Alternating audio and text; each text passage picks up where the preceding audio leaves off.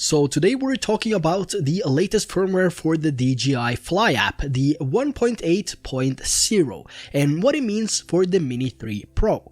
So in the update notes, we see the added support for the Mavic 3 Classic, as well as the added ability to close the return to home prompt by selecting the C1 and the C2 button on the back of your controller. Now when this prompt appears, you can use either of the two buttons to select either of the two options shown, either cancel or confirm the return to home. So this update also brings Hyperlapse cruise control to the Mini 3, as well as a more advanced drone settings menu. So first, how can we take advantage of the new cruise control feature, and how does this make taking hyperlapses a lot easier? So whenever you do a hyperlapse and you move the sticks in a specific direction, whenever you select the cruise control, the stick placements you currently have will be locked in place, and you can now let go of the controller, and the drone will continue to fly using the same movement. So for instance, if you're doing a backwards pan hyperlapse or anything similar and you enable the hyperlapse cruise control,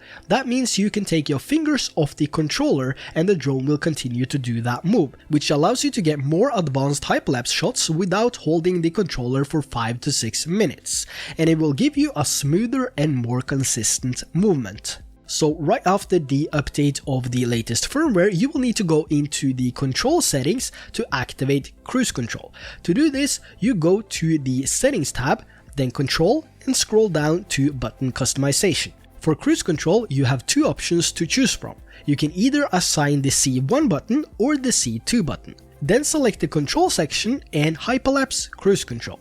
Now we can go back out to the screen and select hyperlapse, change our settings like interval, length, and speed doesn't really matter since we're using the cruise control anyway, and also make sure to change the settings from auto to pro mode if you want more customization options.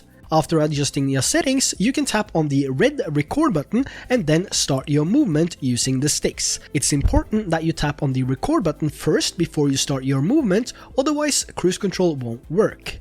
Once you're happy with the movement, you enable Hyperlapse cruise control by pressing on the custom C button you assign the cruise control to. Then you'll see a prompt notification on your screen saying cruise control in use, and you can now let go of the sticks. On the bottom left corner, you will be able to see the flight parameters like height, distance, and speed. And to stop the Hyperlapse cruise control, you simply tap on the assigned button to the cruise control one more time, or you can stop the recording.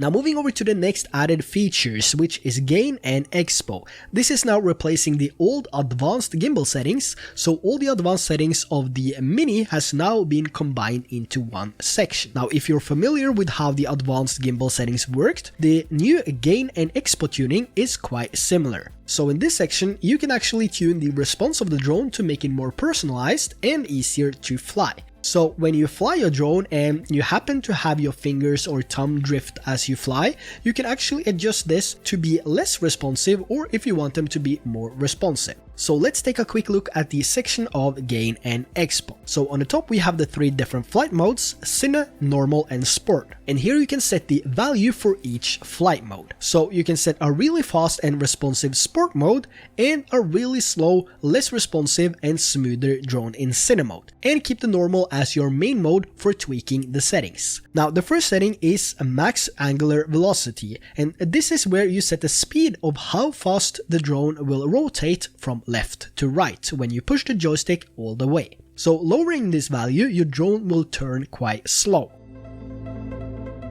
And increasing the value, the drone will turn much quicker.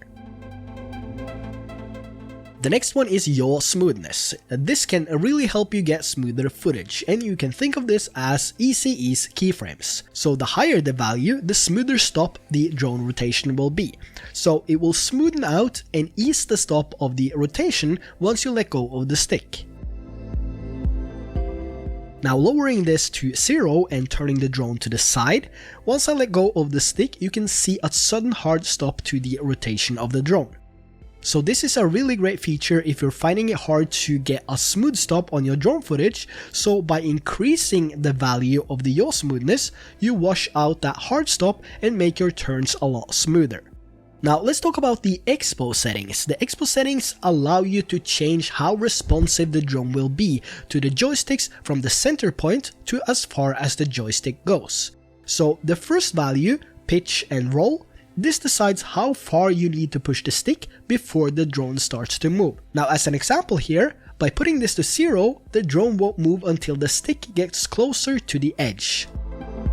Now by placing this on the largest value, we can see on the graph that we get a larger vertical line, which means the drone will be super responsive with tiny stick moves. In this case, the drone will reach max speed very quickly just by moving the sticks a little bit to the side. Now as for the next one, which is up and down, it works exactly the same. The lower the value, the less responsive and longer time it will take before it reaches max speed, and the higher the value it takes, the faster it will reach max speed.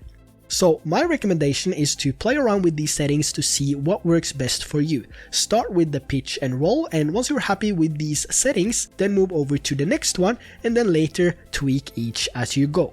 Now if I should recommend something, it would be to put some time into getting the perfect settings for you. After all, this is a one-time adjustment which makes it more convenient on your next and all your future flights. But unfortunately, we're not able to adjust the EXPO settings in the Cine mode, but you can always adjust the parameters and make the normal mode your new Cine mode.